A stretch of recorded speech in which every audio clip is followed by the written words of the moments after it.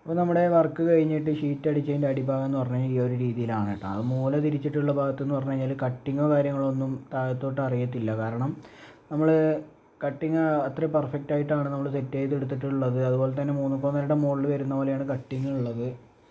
പിന്നെ ഇതിൽ റിഡ്ജ് പൈപ്പിൻ്റെ ആവശ്യം ഉണ്ടായിരുന്നില്ല, റിഡ്ജ് പൈപ്പ് നമ്മൾ വെച്ചിട്ടില്ല. അതുപോലെ തന്നെ നമ്മൾ മൂല തിരിക്കാനുള്ള റിഡ്ജിൻ്റെ കാര്യങ്ങളൊക്കെ നമ്മൾ സെറ്റാണ്. അതേപോലെ ഈ ഒരു പോർഷൻ കുറച്ച് തള്ളി നിൽക്കുന്നുണ്ട്. അതുപോലെ ടാങ്കിൻ്റെ മുകളിലേക്ക് 2 സ്ലൈഡിങ്ങിൻ്റെ ഡോർ ഉണ്ടാക്കിയിട്ടുണ്ട്. ഒരു ടാങ്ക് വെച്ചിട്ടുള്ളൂ. അതുപോലെ തന്നെ ഒരു ടാങ്ക് കൂടി അപ്പുറത്തെ സൈഡ് വെക്കുന്നുണ്ട്. അപ്പോൾ രണ്ടിൻ്റെയും നേർക്ക് വരുന്ന പോലെ സ്ലൈഡിങ്ങിൻ്റെ ഡോർ നമ്മൾ സെറ്റ് ചെയ്തെടുത്തിട്ടുണ്ട്. പിന്നെ ബാക്ക് വശത്ത് മൂല തിരിച്ചിട്ടുള്ള ഇതാണ് നമ്മൾ കാണിച്ചു തരുന്നത്. ഇതിലും അതേപോലെ കട്ടിങ്ങോ കാര്യങ്ങളൊന്നും പുറത്തോട്ട് അറിയത്തില്ല കേട്ടോ. എല്ലാം 3.1 മുകളിൽ സ്ട്രൈറ്റ് ലൈൻ വെച്ചിട്ട് നമ്മൾ കട്ട് ചെയ്ത് സെറ്റാക്കി എടുത്തിട്ടുള്ളതാണ്.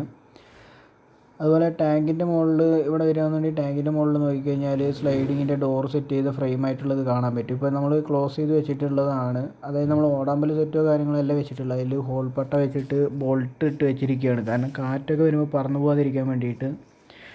ഓടാമ്പലൊക്കെ ഇട്ട് കഴിഞ്ഞാൽ ചിലപ്പോൾ ഇളക്കിക്കൊണ്ടിരിക്കും കാറ്റത്ത്, അപ്പോൾ അഴിഞ്ഞു പോകും. അതിപ്പോൾ നമ്മൾ ബോൾട്ട് സെറ്റ് ചെയ്തെടുത്തിട്ടുള്ളതാണ് കേട്ടോ. അതേപോലെ നമ്മൾ ഈ സ്ട്രക്ചറിൻ്റെ താഴത്തോട്ട് പുതിയ സ്ട്രക്ചർ അടിച്ചുകൊണ്ടിരിക്കുകയാണ്. അതായത് 3ാമത്തെ നിലയിൽ നിന്ന് ഒരു ചായ്പായിട്ടാണ് നമ്മൾ സെറ്റ് ചെയ്തെടുക്കുന്നത്. അപ്പോൾ നമ്മൾ 3.1 കാലാണ് നമ്മൾ കൊടുത്തിട്ടുള്ളത്. ഗ്ലാഡിങ് കാര്യങ്ങളൊക്കെ വരുന്നുണ്ട്. അപ്പോൾ ഈ കാല് ധാരാളമാണ്. അതുപോലെ തന്നെ നമ്മൾ കാലിൻ്റെ ഹൈറ്റ് എന്ന് പറഞ്ഞു കഴിഞ്ഞാൽ ഏകദേശം ഒരു 25 അടി നീളമുണ്ട് കേട്ടോ. അപ്പോൾ സബ്സ്ക്രൈബ് ചെയ്യാൻ മറക്കണ്ട വീഡിയോ.